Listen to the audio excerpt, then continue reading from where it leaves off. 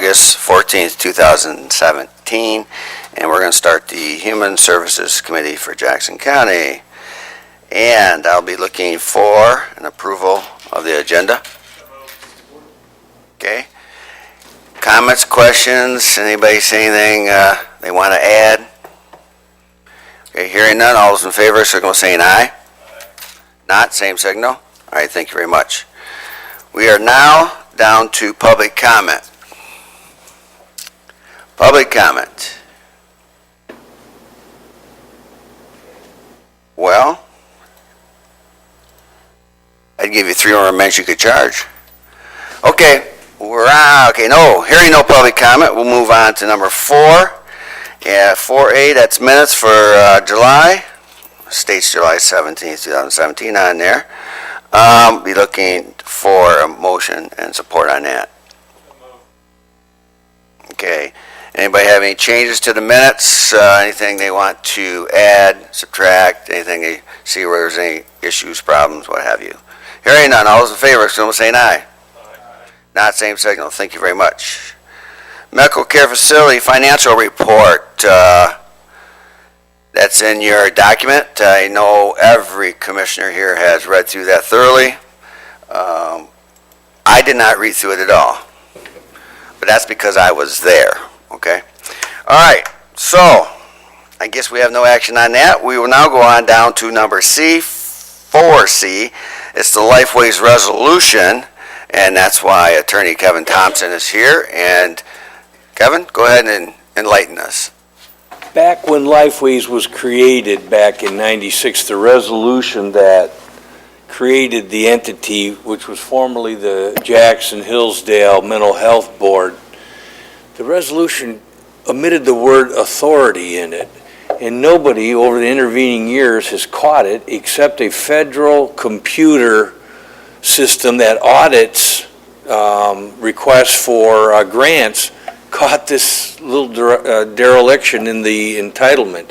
So there's a resolution that's been drafted and submitted to the county commission for your review today. It simply corrects the original resolution from when the date that Lifeways was created to basically the previous resolution said Lifeways is created and the resolution is Lifeways will create Lifeways. Well, it should have been the authority creates Lifeways, and somehow the federal, it's good to know that the federal computers are that thorough, but that's what happened.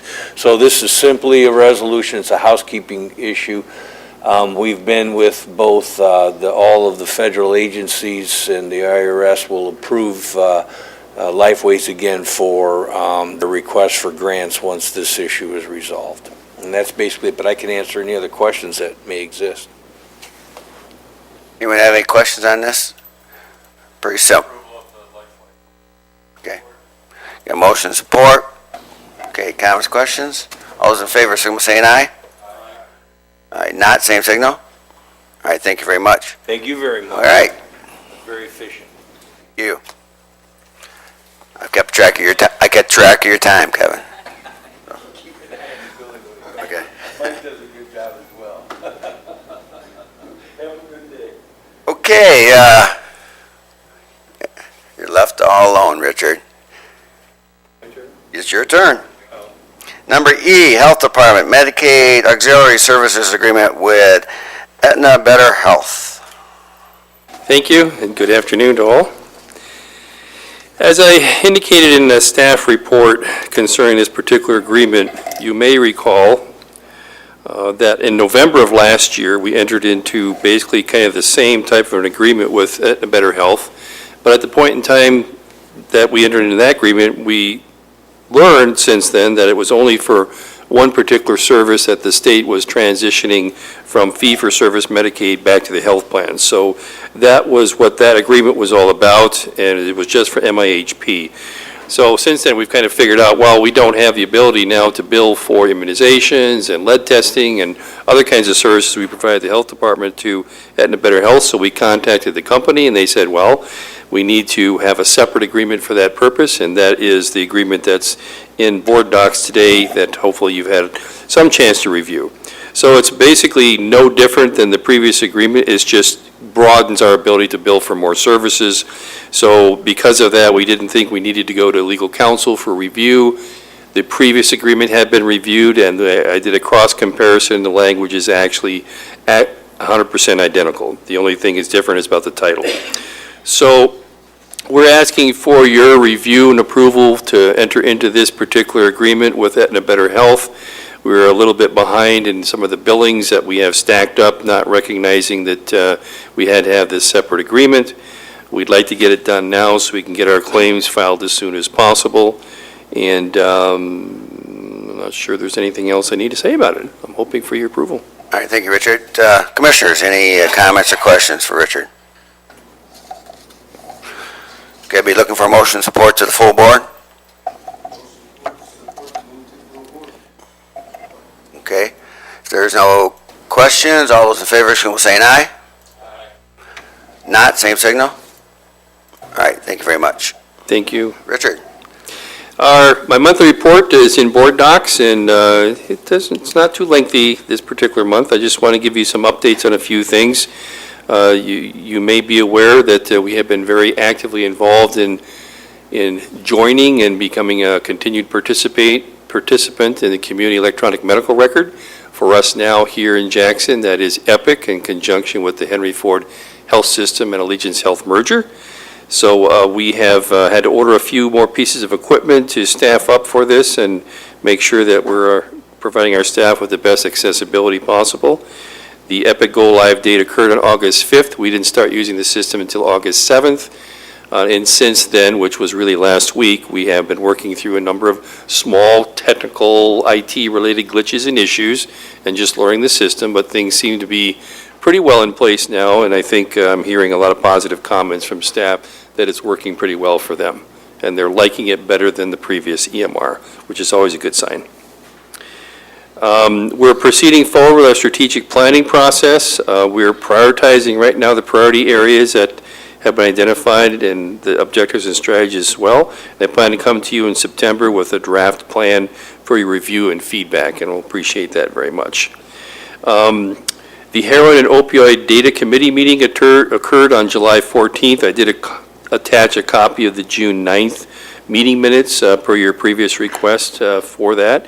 And if you have any questions about that particular set of minutes, be happy to answer them for you. Our objective still is to have a pretty comprehensive report put together for the community by the December summit, task force summit meeting that will be sponsored by Prosecutor Jarzinka and his staff. So we're looking as that as our due date. And I think it will be very revealing in terms of the wide array of data associated with this problem in the community. We reopened our RFQ for a learning management system another 14 days because we received additional information on another potentially competitive vendor, and they did submit their proposal to me today. So myself and the HR director and the IT director will be looking at those, at that particular proposal. Under health integration, I didn't go into a lot of detail about all the content I could have there. I did include a SIM news brief, if you will. It's just a 2-page document that talks about some of the work that's currently going on. I'm pretty actively involved in all of the state innovation model work with Henry Ford Allegiance Health and our region and our community health, our health improvement organization coordinating council.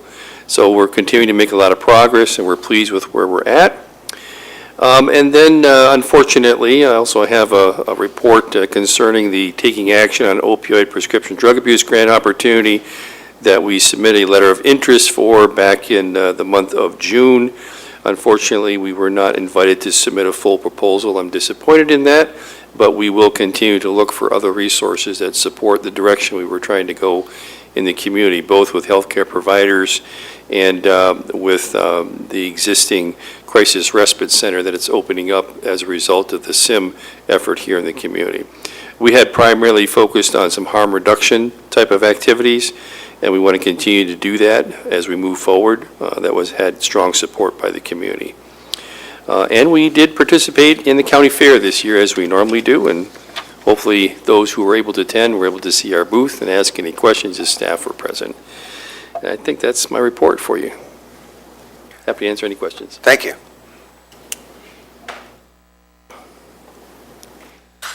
just a comment from the medical community that Epic is horrible, okay, and so on. It's so time-consuming, it delays care, and so on. Probably in a year when everybody gets it mastered, it'll probably be okay. Yeah. But right now, it is a big pain in the butt. Sure, it's a big learning curve. I get that. Morning.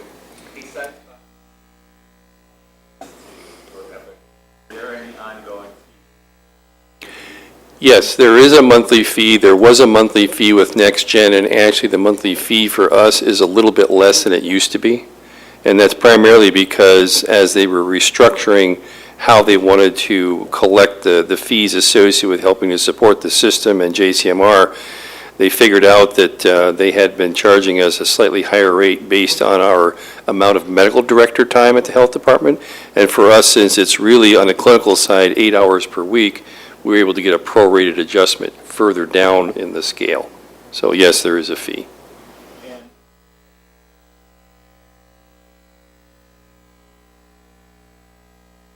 I don't know yet because they haven't announced them. I know we did not. Yep. You're welcome. Anything else from commissioners? Once again, thank you very much. Thank you. Okay, just quickly here for the committee and everybody here.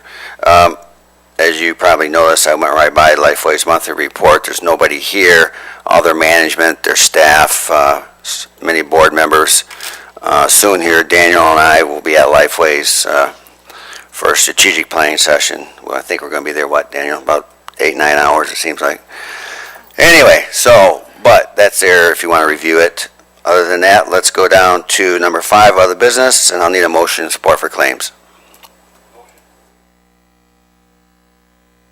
Okay, and it goes to the full board. All those in favor, someone saying aye. Aye. Not, same signal. Thank you.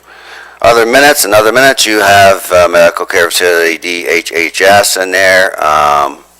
You certainly can review those. I'm actually being quite serious here. There is some interesting information in there if you want to take a look at it. September reporting schedule, you can see that for yourselves. That's item number C.